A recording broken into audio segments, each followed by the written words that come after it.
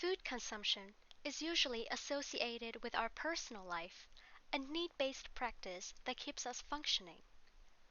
Now, it is common to see food-related content online, which makes this private part of our lives more public, especially on social media. This type of content is not just a lifestyle, but it is affecting our eating patterns as well. So today, we are looking at how social media affects your diet. There is a complicated relationship between social media and people's food consumption pattern because it can have both positive and negative impacts on the way people eat. Now, let's look at how individuals and organizations use social media to positively impact the way we eat. First, individuals can make better food choices. They learn about healthy food characteristics through various trends like clean eating on Instagram. Posts with the clean eating hashtag showcase photos of fruit and vegetables in their natural, whole, and unprocessed form. Photos of desserts with the hashtag low carb indicate that the desserts in the photo are a good substitute for common high calorie desserts. You can often find the recipe on the same post as well. Individuals also learn about the problems of fast food on Twitter to avoid certain foods. Users expose the obesity crisis in the US caused in part by McDonald's McDouble Burger, and they reveal the unsanitary conditions for food preparation at fast food restaurants such as Domino's. Additionally, individuals with eating disorders can recover with the help of social media, such as Instagram, Twitter, Facebook, YouTube, and Reddit. The platforms collect users' information and automatically sends the information about eating disorder treatment services once its algorithms detect a person's need for treatment. Users can feel supported by other users and become motivated to make healthier eating decisions and recover from eating disorders. Now we know that individuals have access to beneficial information that helps them make better food choices. Organizations promote healthy eating patterns on social media as well. Health organizations provide us with healthy eating guidance. Everyday Health uses Instagram and blogs to emphasize fruits, vegetables, and grains as core foods and demonstrate the amount of certain foods a person should consume. Food Safety Organization uses blogs to provide reliable food allergy and food safety information. There are food campaigns on social media from different countries advocating for meatless consumption, such as Meat Free Week in Australia, Meatless October in Finland, and Meatless Farm in UK. They encourage people to eat more vegetarian, local, organic, and more sustainably produced food as alternatives to meat.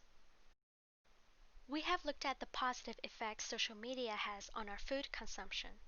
Now, let's look at the negative impacts.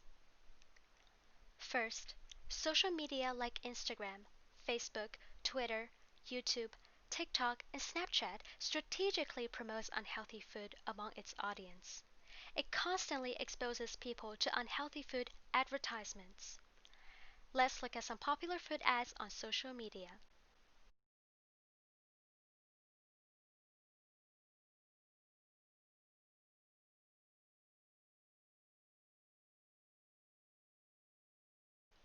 Two-thirds of food shown on social media ads were high calorie, and 61.2% of beverages were sugar sweetened. Even though YouTube Kids channel bans direct junk food marketing, the restriction is not strict enough because children can still be exposed to junk food brands through promotional videos. Furthermore, social media targets young people who are most susceptible to unhealthy food ads and who lack media literacy. There are approximately 6.2 million adolescents following unhealthy food brands in 2020. They engage with junk food ads more often and more positively than healthy food ads. Studies show that those who are exposed to unhealthy food ads are also more likely to consume the food that is advertised.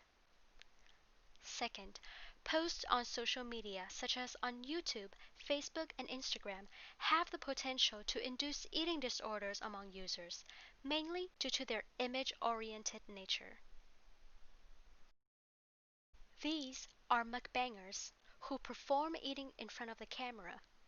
They promote binge eating excessive high calorie food as the norm through videos, which may cause their audience to either overconsume food or experience diminished pleasure in eating their own food. Trendy muscular images for men and thin body images for women can induce eating disorders and an unhealthy mental state among its audience, because they may experience body dissatisfaction by constantly comparing their real bodies to the ideal body. Studies show that people who check their social media more frequently had over 2 times the risk of developing self hate and anorexia, which is also called lack of appetite for food. 30% of Japanese women in their 20s suffered from eating disorders and are categorized as underweight.